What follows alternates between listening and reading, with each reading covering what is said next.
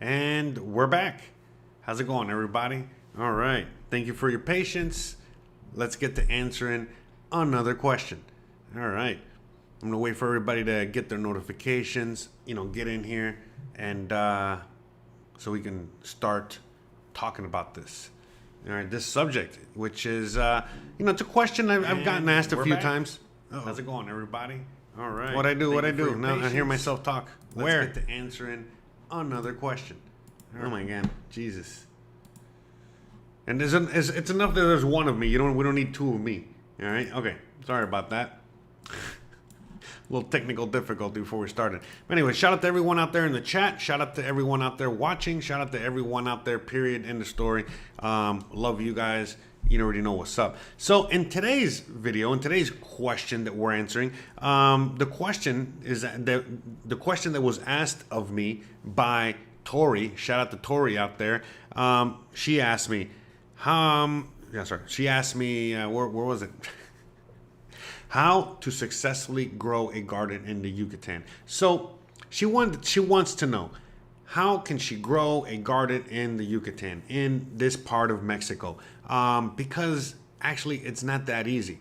The reason she's asking me is because, well, she knows that I got my own garden. I've shown you guys in some episodes. I've talked about it, how I grow and garden. Some people that know me a little more, like Tory, they know, that I've had, my trials and tribulations with the gardening. It hasn't always been easy. At this point, I think, we're starting to get a hang of it and starting to get a handle on it. But yeah, it's difficult. And I'm going to explain why it's so difficult. And I didn't know this at first, honestly, at first I just thought that I had a brown thumb, instead of a green thumb, a lot of people just kind of plant anything and it grows. No, it turned out I thought that I had like a brown thumb, everything was just going to turn to crap. But the reality of it was not that. It was, yeah, sure, I was learning to grow, and obviously I'm going to have more mishaps than the typical grower that's been growing for a while. But it really had to do with the environment. And I had no idea, because I am originally from Miami, Florida, And in Florida, we have a very similar harsh climate. But things just grow. Everything just grows. I mean, everything from animals, we have all kinds of invasive species out there that are just overpopulating, to the same thing with plants, and everything that you can imagine that you could grow in a warm climate, man, you grow in Florida. And so to me, I always knew that in Florida, hey, they can just grow anything at any time, and this is a similar climate. Why wouldn't I be able to do it here? So when I was first growing and I was having my issues, I just, blamed myself. I just thought, hey, it had to be me. I'm learning to grow, and this is not, I'm not doing a good job. But the more I delved deep into it, and the more I educated myself on what, the situation was, I realized, oh, okay, no, it wasn't just all me. A lot of it had to do with the environment.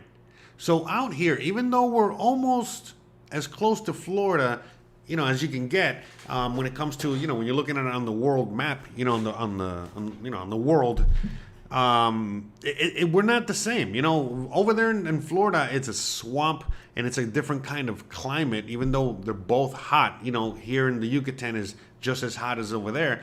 But out here, it's a jungle. And there's a big difference between a jungle and swamp lands, or the lands that they have over there. So in Florida, most of the dirt, most of the land, for many reasons, I'm not going to get into too deep into here. They're very, very, very fertile, naturally fertile, amazing lands and grounds. But out here in this part of the world, the low-lying jungle, any kind of jungle, the lands are not fertile at all. In fact, it's a complete opposite. So that's like misstep number one. That's the number one problem that a lot of people just have right off the bat, and they don't even realize it. So the dirt in the jungle in the Yucatan is not good. It's bad. It's no bueno. And why is that? Well, there's actual science behind it. The science, the reality of it is why, why that is because in the jungle, the jungle is one of the most vibrant, full of life places on Earth, all jungles, okay? If you guys know anything about a jungle, you already know they just, you might chop some trees down and a few days later, they just growing again. Animals of all kinds, things that we haven't even discovered, all kinds of things, all right, are just constantly growing in the jungle. You know what I mean? It just stops. It never stops growing. It's an ever, it's just ever going. So with that said, in order for that to happen, the reason that happens is because all of the plants, all of the life, every single thing that lives in the jungle or any kind of environment that's like this, they absorb all of the energy from the sun, from the water, from the environment, from the air, from everything, and they absorb so much of it that it never reaches the ground. So guess what? The ground has no nutrients. The ground is basically not sterile, but just not good, no bueno for growing. Now, all these other things grow throughout the jungle. Again, you guys know the jungles. It just never stops growing. It's just this giant, enormous, thing of trees and animals and fauna and just so many things.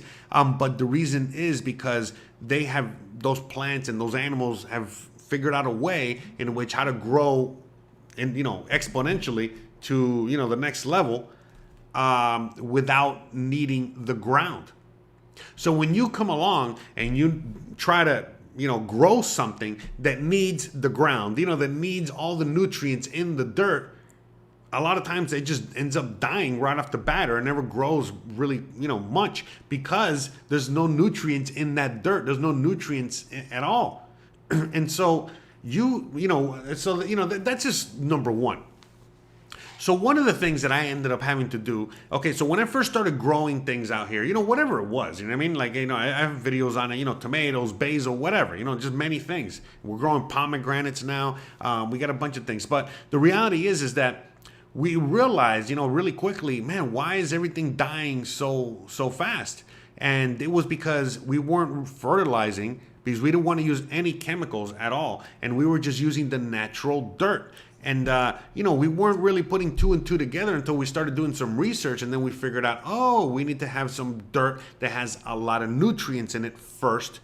And then, obviously from there, keep it going, make sure that the dirt is always, good dirt.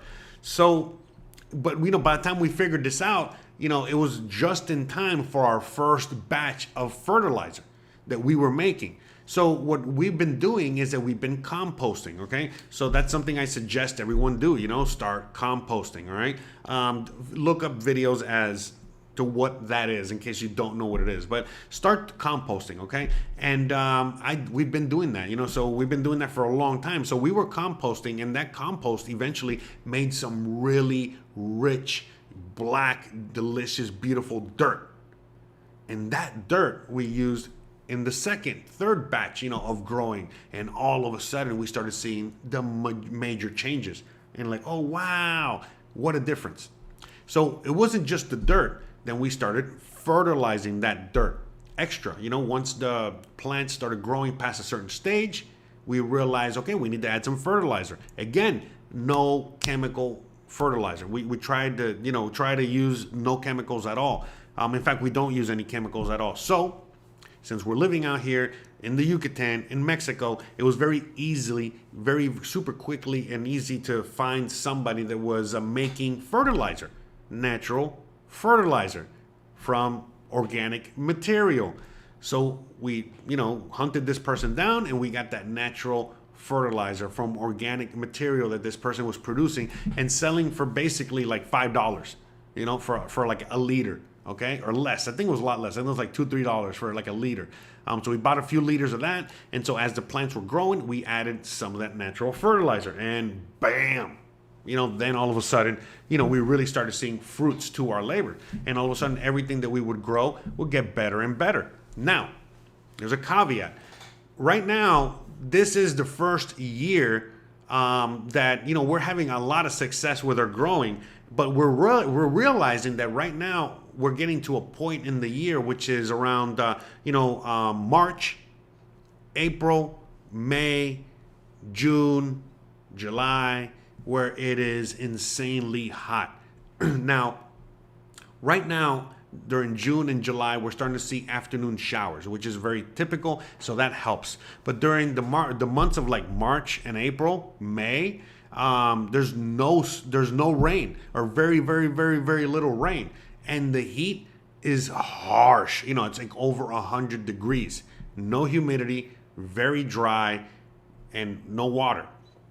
No rain of any kind. Sure, you can water your plants, but you got to water your plants very early in the day or late in the afternoon or at night. Because again, if you water them during the day, if you water them, you know, in the heat and like the hottest point of the day, all you're going to do is steam them. You're going to, you know, make some steamed spinach or whatever. You know, you're going to kill them, you know, because again, if you just, you know, if you're out here in this part of the world and you all of a sudden open your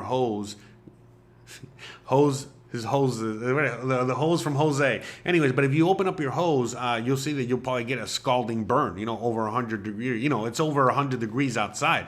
It's like 100, 105. And again, there's no relief of any kind. So with that being said, imagine your plants. So, you know, we have, you know, I've been growing successfully since the winter, fall of last year. Okay, winter of last year, all the way up until we hit March. You know, once we hit like March, it was all downhill from there. You know, basically everything that we grew up until then was amazing, and everything past that, you know, meaning that like let's say I planted things in February to go through March or forward, or planted things in March going forward. Most of them died. In fact, all of them died. And it has been a struggle to keep whatever has been left alive in the garden alive. All right. Because again, these harsh weather conditions. Now, yes, there are multiple things that you can do, you know, in order to facilitate, you know what I mean, the growth of your garden. So if you know that there's these harsh conditions, you know, it might be wise to put some of your plants under shade, under a roof, in a cooler area, because that's another thing too. It might be 105 degrees outside and right under the sun, but if you go and move it right, you move yourself or your plant under the shade, same outside, all of a sudden it's like 90 degrees. You know, it's like or lower, you know, it's a big difference. And so trust me, that makes a big difference, because at first I used to think, it's not the weather, it's harsh weather in Florida as well, but it really is. There's something about, you know, where we are, we're just a little bit more south and we're just closer to the equator where, you know, again, it is so much more harsh on your plants, and it will kill your plants. The heat, the sun, you know, if you don't protect them, it will kill them. Another thing that's going to kill them, which is something that we've been dealing with very recently, all of a sudden we started growing spinach again. We started growing a bunch of things. These things are kind of surviving in this incredibly insane heat. But now they're not surviving, you know, the ants or the iguanas or the whatever that's coming into the garden. So that's another thing too. You got to deal with pests. So, you know, there might be pests, you know, in Florida or in other parts of the world where you're growing, but it's nothing like the jungle. You know, we've talked about it already earlier. You know, we're in the jungle, anything and everything grows.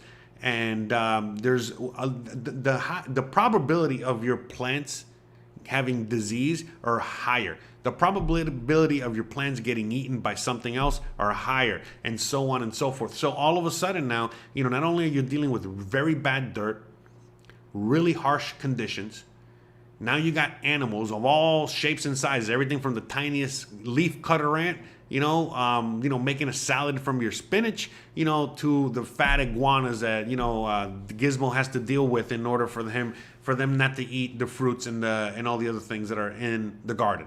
All right. The same, you know, eating everything else. So, you know, it's a multitude of things, you know, that we're dealing with. And, you know, why are we getting these ants? Well, we don't have basil this season. You know, we didn't get to grow basil. So basil is a natural kind of like repellent to bugs and things like that. And we're finding out the harsh way. We don't have basil this year. All of a sudden, we got critters from all over the place. You know what I mean? All kinds of ants and bugs and things just attacking all the plants. So all of a sudden, you're going to find all kinds of bugs that you've never even heard of. Some of them you can't even see. You got to like really look at it. And you got to like almost look at it with a microscope. And you're like, oh my God, these things are eating my plant. What the hell? These little microscopic things. So yeah, no, it is not easy in the jungle. The jungle is full of critters, all right, that all want to eat your plants. All right, one shape, form, or another. The conditions are very, very harsh. All right, that's another. Because again, it's because all of these living things are fighting for the same resources. Okay, so the dirt is harsh, the weather is harsh. You know, everything is harsh, and then your plant is a plant that is not from here, and now they're again competing with the other plants that are from here. You know, there's tons of plants out here. Again, it's very green and luscious, even when it's when it's not raining or anything. So, you know, all this life that is being sustained by the nature around it, by our, already everything around it. Now, all of a sudden you're introducing these plants that, for lack of a better term, they're soft. They're, they're not as, they're not ready for these harsher conditions, is what I'm saying. And all of a sudden you're planting them in these very harsh conditions, and it's a miracle if you even get any flowers out of them, or any fruit or vegetable or whatever out of them. So that's the thing that I've learned very difficult, So let me now go to the map over here, because I wanted to show you something that I posted already in the chat. So I'm going to show you guys here. I was doing a little research. So another thing you're going to have to do that I haven't done, but I have to do is that if you want to grow certain things, you got to start learning the growing zones, what grows in your zone, what is a growing season, all these things. So the best way to do it is to just figure out what zone you're in. All parts of the world. If you're in the Himalayas, you're in zone whatever. If you're in the swamp, you're in the zone. If you're in the desert, you're in the zone. It doesn't matter. Whatever environment you are on Earth, there's a zone that corresponds with a growing season. So you got to figure out your zone. Okay, in this case, we are zone. Okay, see, look, you see the city here, so that's zone 11B. Okay, and the rest is jungle, as you guys can see. All right, so all right, let me okay, so if you're in the city, which is that, the area there, the green area. All right, there it is. Okay, there you go, you can see it there. Okay, you're in zone 11B. If you're outside of the city, you're in 12A. All right. And if you're on the beach or in the coastal areas, you're in 12B. Okay. But this is just part of it. Okay. It's not just the temperature. There's only part of it. All right. So you got to look into these things. Okay. So right now, I would say that we're in between these two zones down here. 11B and 12A. All right. But again, you go down. Okay. So once you kind of like figure that out, then you got to start looking, for more data. All right. I think this is it. No, hold on. Anyways, there's more data, okay, on the maps, on the area, on what grows in the area, and stuff like that. I had it. I just erased it. And I know I'm live right now, and it's hard for me to get it now. But what I'm trying to get at is that, long story short, you can find them online. I might be able to find them now. Hold on. Let me see if I can do it real quick.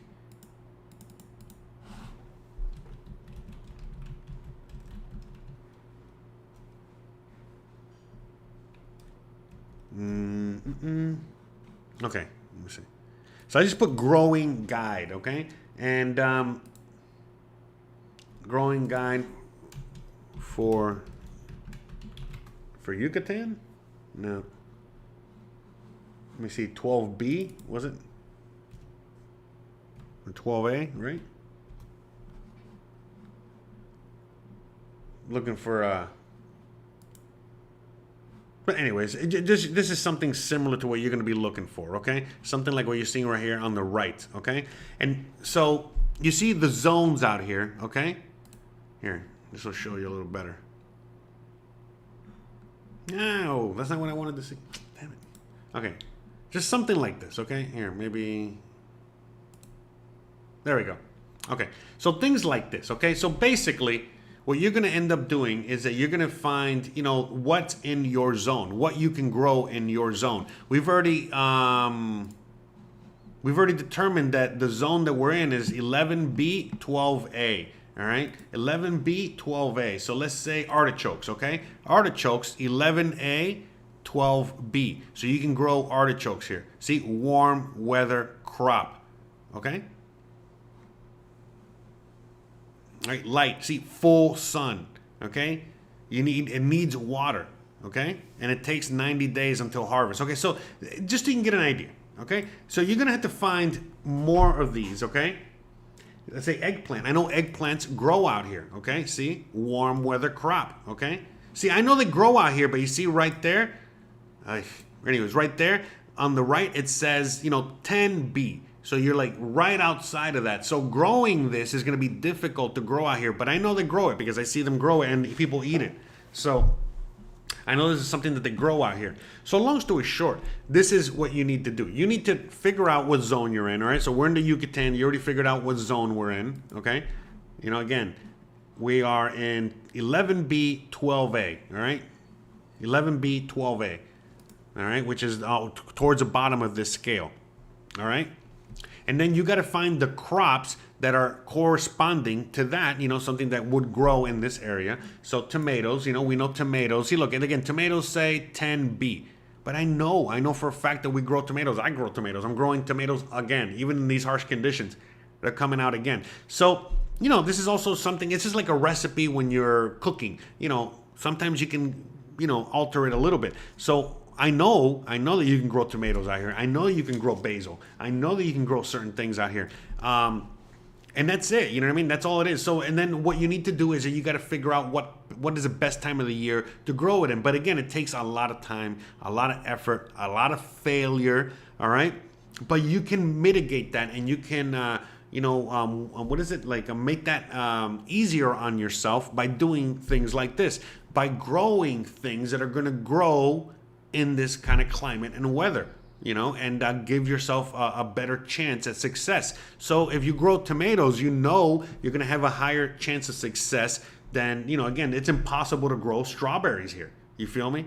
You're not going to work. You could try, you might be able to be successful, but I sincerely doubt it. Okay? Now, can you grow squash? Yes, you can.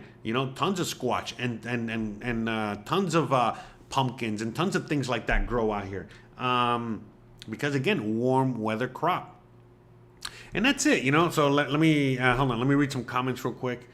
Teresa says, hey, a few questions ago, you mentioned that you have ants that eat up your garden. Try using neem oil for organic growing. Okay, awesome. Yeah, let me, assuming I can get neem oil out here. Gotta look that up. I used it on my roses, great results. Valerie says, awesome information, struggling, growing, fun. Yeah. So it's look, I'm telling you, it's a lot of failure. You know what I mean? I'm not going to lie. I've had a lot of failure when I've been growing out here, and it's just because of the conditions. Now, I have in my backyard plants that are, going to grow in these conditions no matter what. I got orange trees, citrus trees. Those are going to grow no matter what. Things like tomatoes are going to grow. There's just many. Basil will grow. Rosemary will grow. Pomegranates will grow. There's tons of things that just grow, because of they're used to these conditions. So, the reality is that in order to really have a successful grow in Yucatan, in this part of Mexico or any part of the world, is that it takes a lot of work and dedication, and it's hard, it's difficult. Trust me, it's taken me years to just get to this point, and I don't know anything.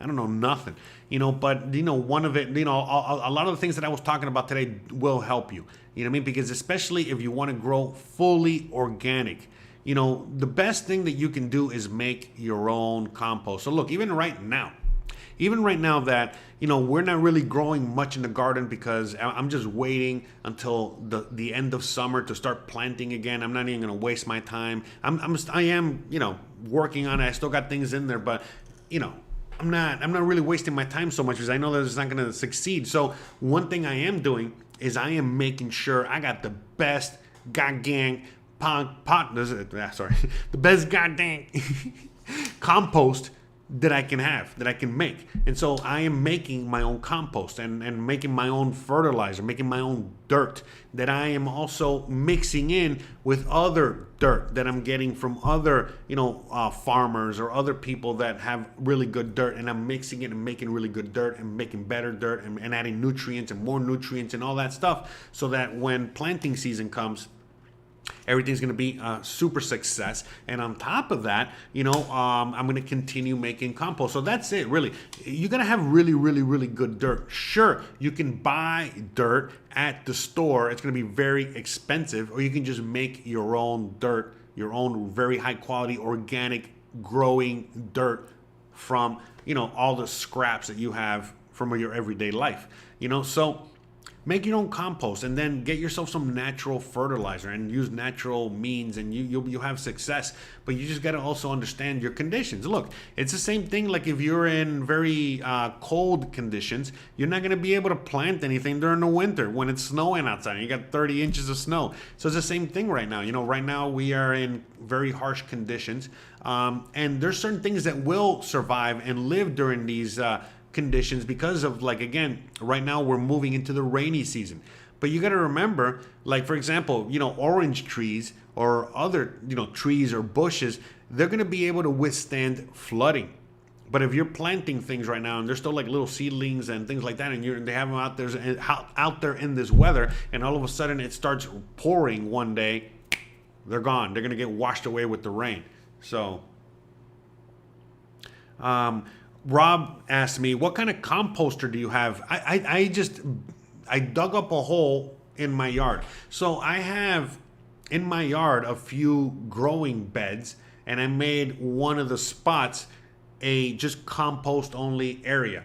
Now, there's many things you can do to make compost, but really all you need is like a hole in the ground or just an area, and make sure it's always covered, and let nature do its thing. That's it. So what do? I just add all my scraps there. I mix it in with some dirt, and I'm constantly adding scraps, mixing it in. Once it gets to a certain point, I just let it decompose all the way and just let it do its thing until eventually I get this amazing, beautiful dirt. Once I get this amazing, beautiful dirt, I take it out, and then I start the process all over again with a bunch of more scraps and a bunch more dirt that doesn't have much, life in it per se. And I just continue, rinse and repeat.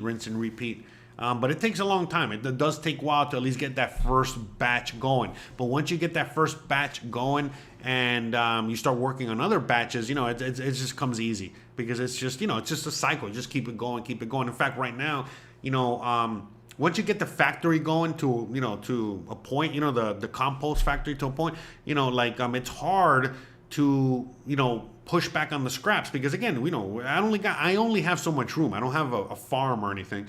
So right now I got my compost bin at the perfect kind of fill, and I can't really add any more organic material to it. I at this point I just need to let it decompose everything that's in there and just finish the process. Come in there every maybe a week or whatever, and mix it up, get it all mixed up, and then before I know it, I'll show up one day and I'll have amazing, beautiful dirt with living things in it and all kinds of stuff. And then I remove all that dirt, put it to the side, and then I start the whole process again, where I'm just adding scraps, dirt. And what kind of scraps? Like banana peels, eggshells, whatever, organic scraps that come, from the garden. Don't be adding like bones in there. Don't be adding like,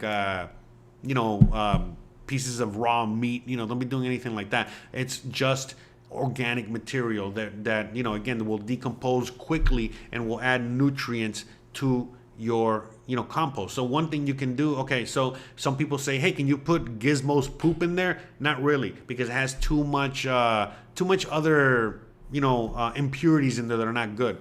But I read somewhere that putting rabbit poop in your in your compost is really good. So guess what? Christian's cousin has rabbits, so we got free rabbit poop. So they bring us rabbit poop to make the compost, and that's it. Oh, there we go, Monedita de Plata. Shout out to you. He has a whole channel dedicating to a specific kind of growing. Shout out to him. He's the best. Good friend of the show. Good friend of us out here. But yeah, he says gardening is an art. I love my plants, and yeah, that's another thing too. That it is an art. I thought it was going to be so much easier, and the more I do it, the more I realize how difficult it is, and the more I realize it is like it is an art, but it's something that you got to love. So even yesterday, you know, I had a very busy day, you know, working out, you know, just doing a lot of things. I was tired, but, you know, right before I was going to jump in the shower, you know, to, you know, come to the office and relax and start getting to work on other things, I was like, you know what, the sun is still out, you know what I mean? I got like an hour left of the sun. I got things to do in the garden. So basically, look, I just got in my underwear, you know, I went outside, you know, I'm in my own backyard, and let, you know, get all the sun rays, all that vitamin D while I'm working on the compost, while I was working on cleaning up the garden, you know, adding, you know, certain things to it. I wasn't going to water it because we had, you know, we've been getting rains recently. So the rain is, you know, doing its job. And again, rain is a million times better than watering it because, you know, the water comes from the city, comes from the land, whatever. But the rainwater is the best. Rainwater is literally the best. It's such a difference, you know, when the plants get rain as opposed to just a regular water. Anyways, so the point I'm making is that, you know, it's something I wanted to do. You know, I have a few flowers in the back, you know, these kind of trees that are bushes that are like these flowers. They're called Flor de Mayo. And, you know, they were growing, but they were getting a little top heavy and they were drooping down. And so I was like, oh, man, you know, I don't want these things to, like, you know, the weight of their head, you know, like me, you know, for it to break. Got a big head. Anyways, so, you know, I don't want these flowers, you know, these things that are flowering, you know, to the weight of them to break the plant because the stem, you know, the root, the thing, you know, is not strong enough yet. So, you know, I was working on figuring out a way to, you know, to put a pole down to hold them up. I tied them to the clothesline that I have there, you know, for the clothes, and that's it. You know, I was working on that. I was working on the compost. I was working on a few other things in the garden, cleaning up the garden, and basically slowly but surely just getting ready for the next growing season. And you know, once the next growing season comes, it's again, you gotta, you know, it's a very delicate thing. You know, something that I've had to learn to be, you know, myself, which is delicate. You know, I'm not a delicate guy, but, you know, you have to when it comes to certain things. When you're dealing with plants, you know, you can't be rough with them. You know, it really does matter when you're, you know, you're in a good mindset. You know, it's like, it's almost, you know, they are living things. You know, remember, we cannot forget that they are living things. Just because we cannot hear them talk or hear them scream when you're eating them or whatever doesn't mean they're not alive. All right. That's why I don't like the whole weird vegan vegetarian thing. It's like, hey, those things are alive too. All right, get out of here. If it's all about alive things, why you eating those poor plants? You know. Anyways, so I'm very pro plant. All right, pro plant, pro animal. All right. So. Monedita says, it gets easier and easier, my friend. Oh, yeah, I know. In fact, it gets so easy now to the point where, you know, I can make videos about this, you know, thinking I know what I'm talking about. But yeah, look, long story short, you know, like, just to bring it full circle, you know, the more I know, the more I realize I don't know anything. But at the same time, it's something that whether you realize quickly whether you're going to love this or not. And the more I don't know, the more time passes, the more I love this. It's like the same thing. It's like, oh, I don't want a dog. I don't want an animal. As soon as you get a dog or an animal, especially for guys, oh my God, they just fall in love with the dog or the animal. You know what I mean? Like, it's like, man, you know, don't touch my dog. Don't look at my dog. Same thing with the garden. You know, first the garden was like, I didn't want a garden. And I knew I had to do a garden. You know, it was all for survival. You know, remember, we had a weird 3 years a few years ago. And so I was like, all right, I got to learn how to grow and make sure I can survive. And at first I was just like, you know, pushing it, you know, like forcing myself to do it. Not that I wanted to do it. It was very difficult, it was hard. And especially, you know, without knowing anything that I just told you now and growing and everything was failure. But long story short, you know what I mean? The more I got into it, I love a challenge. At least me personally, I love a challenge. So the more I was failing, the more I wanted to succeed, the more I got into it. And now to the point where it's like, I love it. I love my garden like I love my wife and I love my dog. Like 1,000%, you know what I mean? And so, like I said, yesterday, even though I was extremely tired, you know, I was like, all right, I got to put some, you know, I'm going to take this opportunity right now to put some, I got an extra hour here. Let me put some of this, you know, effort. I got a little energy left, you know, the whole thing in the garden. And I feel great, you know, it makes you feel great as well because you got a growing living thing. It feels great to be able to harvest your own plants. All right. And, you know, use them for medicinal purposes, you know, use them for cooking.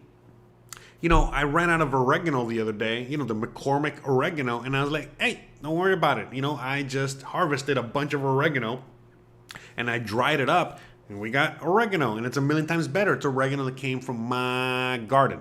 That's right. Oregano, rosemary, basil. Basil doesn't really dry well, you know what I mean? So that's why right now we need to get basil back in the garden, because we need fresh basil. But yeah. Next thing we're gonna start growing, I'm gonna start growing onions. I'm gonna start growing other things. I tried to grow potatoes, it didn't work. I tried to grow ginger, it didn't work. You know, I thought ginger, you know, some of these things, you know, that I thought would grow in these conditions. Again, why they didn't grow is because it had bad dirt. So I'm going to try again to grow potatoes and grow, because I know potatoes grow out here. I know ginger grows out here. So I'm going to try again with the good dirt. In fact, that's something I might be able to start during the summer. I'm going to look into that. I'm going to look into the growing season. I'm going to look into it a little further because I wanted to try it again. I failed miserably. All right. The last time I did that, and it didn't go well. In fact, let's take this time to check it out. So if you want to see a video, I'll post it in the chat. Okay, I'll post it in the thing real quick. But if you want to see more about me growing, gardening, cooking, all these things, go to my YouTube page. Okay, where you're watching this right now. Go to the YouTube page and then scroll all the way to the bottom. Right here it says Cooking Live with Jose. Click there. All right, and then boom, it's gonna bring you to this channel, all right, which is my channel. And I got a bunch of videos, but click here where it says live, and you get to see all the live streams I did. Look at this, look at this. Okay, anyways, but I digress, all right. Where all I wanted to show you was my garden. So there's a video here that I made, you know, and you should check it out. Hey guys, how's it going? And welcome back. All right, that's me and my garden. All right. Going and welcome back to another episode. Today's video, we'll be talking about harvesting some potatoes. That's what we're going to be doing. In fact, let me show you what we got so far. So look at this. Look at this monster plant that grew in the garden. I was like a dumbass thinking, oh my God, it's so awesome. You know, the potatoes grew. And I'm like, well, where are the potatoes? And why does it have such a long plant? And I was looking it up in the videos, you know, online. I was like, that's not no potato. So anyways, long story short, watch the video and you can see what it was. I'll tell you, spoiler alert, it was just a giant jungle tree. That's all it was. You know what I mean? It's like some unknown tree from the jungle. By the way, shout out to Teresa for the $2. I see you out there. Sorry, I just got, excited. All right. Thank you so much, Teresa, for the $2. But anyways, long story short, you know what I mean? You can watch that video and you can watch other videos of me cooking and doing other things. And there's the garden, you know. There it is. Look at that huge monster tree. Anyways, so such a dumbass. Anyways, so I mean, this is a long time ago already. You know what I mean? It's a year ago. You know, and I was still very. You know, I learned. So, you know, God, I can't believe it's already been a year. I've learned so much in 1 year since that. So yeah, you know, I highly suggest you check that out if you're interested in that. And this is Epsom salt helps composting and helps plants use nutrients. Oh, awesome! I didn't know that. Thank you for the tip. I'll look into that. I'm gonna get me some Epsom salt. My first crops failed also, but learning to adapt to La Paz conditions compared to Vancouver conditions. Yeah, very different, you know, very, very different. Oh, Teresa says, poop from vegetarian animals is good. Carnivore poop isn't. Ah, makes sense. It makes a lot of sense. Used to live on a farm and grow some of the and I grew on a small plot. Not trying to. Oh, okay. No. Thank you for the information. Anyone out there with more information like that, please feel free to let us know. But yeah, that's pretty awesome. Thank you. Appreciate it. Now I know, because it makes a lot of sense. You know, organic poop is the best poop for composting. You know, so yeah, you know, thank you. Because it makes sense. I'm just thinking of, you know, other animals, you know, like sheep and goats and other animals that are only, that eat plants only. Okay. Awesome. Hey, look at that. Oh, by the way, everybody. So the last live stream that I did, the question and answer live stream, remember that one that I had to take off the internet? I put it back on the internet. All right. So here it is. You know, sorry. All right. So I put it back on the internet. All right. So I'll talk more about that in the next live stream that I do. Okay. So in the next question and answer live stream that I do, but I think I'm going to start keeping them on here. But we'll go from there. All right. So, anyway, stay tuned for that. Speaking of which, I think I've covered, wow, 40 minutes. Jesus, I can't believe I've already gone 40 minutes on this. All right, I think I've covered this topic thoroughly enough for at least to give you guys a quick overview on, you know, how it is to grow anything out here. It's not as easy, but it can be done. Again, you know, everyone grows out here. We don't have any kind of food shortage type situation because, you know, tons of people grow, and it's not just here, but all over Mexico. All over Mexico, you know, most people have a knack and have a how do I say this? Like just a practice, okay, of growing. So it doesn't matter where you go. You know, you go to other parts of the country, like Oaxaca, you go in the mountains, you go wherever you go, and people are going to be growing. You know, even if they just have an apartment and they just have a little bit of a rooftop garden, they have chilies, you know, they got basil, they got, you know, other herbs and spices, you know, they got everything, and they just grow it themselves, and they just, you know, hey, they're making a meal and they need XYZ. They just go to the rooftop garden, they pick what they need, they come back down, and that's it. So that's the thing too, you know what I mean? Like, it's just a very typical and normal thing. Many people just grow and they go and sell at the markets. And it's just, it's more normal and typical for you to just buy from farm. You know, basically farm to table is a thing out here. It's like a normal thing out here. You know, when you go to organic markets, you know, farmers markets, you know, it's everywhere, even major cities. And all of this stuff comes from humble, you know, farmers, you know, humble farms out in the, you know, not too far out from the city. So, you know, it's something that it's imperative for you to learn, and you basically got all the tools necessary to grow anything you want, or almost anything you want, depending on the environment you're in. But what I'm saying is that you can grow, and you'll have all the tools out here, because it's like, you know, you got a whole community, a whole group of, you know, a whole country that the majority know something about growing in one shape, form, or another. And they don't look at it like a weird thing, you know, it's just people do it. So I think that's it, guys. I think we're going to cut it there. So with all that being said, all right, let me see. One last comment we see there. Can you buy meat from actual butchers who recently butchered the animal? Yes. Yeah. All the time. Christian does it all the time. Because the thing is, like, there are tons of, again, remember, just like we have farmers out here that grow these things and bring it to market. Well, they have animals too, you know, they grow them and, you know, all that stuff. So yeah, there's tons of farmers, you know, all over Mexico. Same thing, you know, they got their animals, you know, they butcher them and they bring them to market, and they only butcher enough meat that they're going to sell in the day. So a lot of times, if you really want to get the fresh meat from the butcher, from the market, you got to go in early, because a lot of times by the time you show up at 11 by the time you show up at like 1, 2, 3 o'clock in the afternoon, they're closed because they sold out. So they basically, you know, harvest a few animals per day. All right. And then once they sell out, they sell out. Now, a few bigger butchers, you know, they'll have like freezers, and they'll have, you know, things like that where they can store things, and you might be able to go and ask for specific things like, hey, can I get some beef bones or some goat bones or whatever it is, you know what I mean, for XYZ. So yes, you know what I mean, it's a major thing. Now again, you know what I mean, you can also go to the supermarket or other, you know, more commercial butchers out there, you know, like there's places like Maxi Carne, you know, Max Meat is what it's called, and you know, they're like 7-Eleven for butchers, you know. So it's like, you know, there's like all these but long story short, most of the meat is really good meat. Yes, of course, you know what I mean, you know, there's a higher chance that, you know, it's factory farmed meat, you know, the higher up the food chain you go, meaning, you know, if you go to the Maxi Carne, or if you go to, you know, the grocery store or beyond, yeah, of course, there's going to be more factory farmed, but it's not factory farmed like it is in the U.S. or other places. It's still, you know, smaller in capacity, and it's a little different how they treat the animals. Because again, you see it when you go to the market. You see the chickens are smaller, you know, they're not full of hormones, they're not full of all these things. They're all just all natural.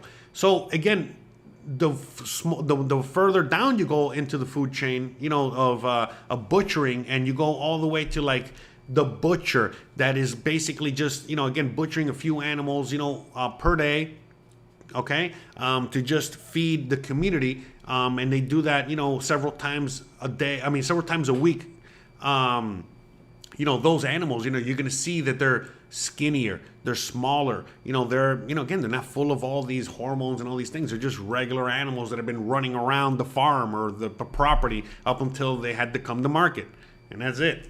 So no, that's a great question. I'm glad you asked that, because that was a great way to end this whole thing. So with all that being said, you already know what's up, guys. If you want me to answer a question for you in this format, okay, where you get to ask me any question and I get to answer it in live stream format, so that not just you get your not just you get your question answered, but you also give the opportunity for me to talk about it and answer it for the rest of the community, because there's a lot of these questions that a lot of people have.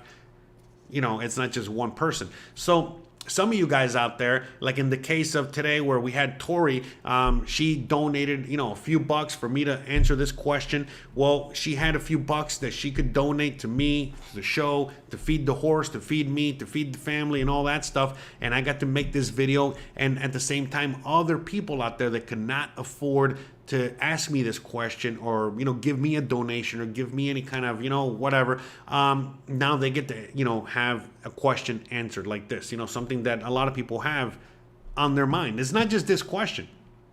Again, you can go to my website and you get to see all the questions that I've answered in the past. Everything from talking about dating culture in Mexico, how do I shut up the neighbor's dog, gay culture in Mexico, banking in Mexico, passports, mosquitoes, bugs, anything, the weather, whatever you can imagine. So long story short, if you want to know how you can ask me a question, all you have to do is just click on the link that I provide in the chat, in the description of this video, in the comments section, and it's going to take you straight to my website. All right, and it's going to take you to this page on my website where you're going to see my fat face tell you exactly how it all works. And it's pretty easy. You just send me an email with your question. We come in agreement as to what it's going to cost for me to answer the question, and I answer it, and that's it. And then we do this live stream, and then we do 3 of these every week. Every Thursday afternoon we do 3 of these. Okay, so this is number 2. That's right. So we got one more question left. We're going to be answering that in a few minutes. And how do you know, or how can you find out where the next one is? All you got to do is just go to my YouTube page, which is not here. It's here. Yeah. Okay. Sorry. Anyways, you go to my YouTube page. Is this it? Are we here? What's this featured thing? All right, whatever. Anyways, you go to my YouTube page, all right, and as you guys can see, this is the question we're answering now. And these are the questions that we've answered before, all the way down here. And if you scroll back up, you're going to see the question that we're going to answer next. So if you're enjoying this live stream and you want to stay here, be a part of the next one, you want to keep interacting and having fun, just go to the next question, go to my YouTube page, click on the link there. It's going to take you straight to here. All right, and the next question is, how much does a typical Mexican get paid in Mexico? That's right, another question a lot of people want to know about. So we're going live in a few minutes, all right? So see you guys there. Thanks again for watching. Much appreciated. Love you guys. See you guys in a few minutes. Bye.